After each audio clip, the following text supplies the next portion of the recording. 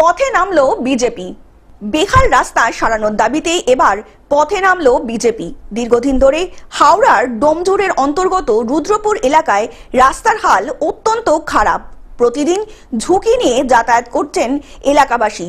ছোট ছোট বাচ্চাদের স্কুলে যেতেও বিভিন্ন সময় অসুবিধার সম্মুখীন হতে হয়। এছাড়াও বিভিন্ন রকম অসুবিধার সম্মুখীন হতে হয় রোগীর পরিবারদের। অন্যদিকে টোটো চালকরাও যাত্রী নিয়ে যেতে সমস্যায় পড়ছেন।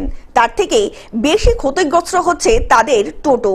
স্থানীয় মানুষরা জানান, দীর্ঘদিন ধরে রাস্তার এইরকম খারাপ অবস্থায় পড়ে আছে।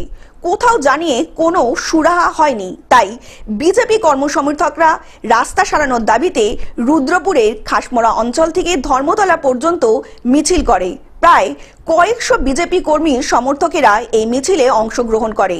তাদের দাবি, রুদ্রপুরের এই বেহাল রাস্তা দ্রুত সারানো হোক। অন্যদিকে তারা আরও বলেন, কোনো পদক্ষেপ না নেওয়া হলে আরও বড় আন্দোলনে নামবেন বিজেপি কর্মী সমর্থকেরা। এক থেকে 1.5 বছর এখান থেকে রুগী যেতে পারে না, হাসপাতাল স্কুল বাচ্চারা যেতে পারে না। বর্ষা আসছে, বর্ষাকালে সমস্ত কিছু কাদা হয়ে যাবে।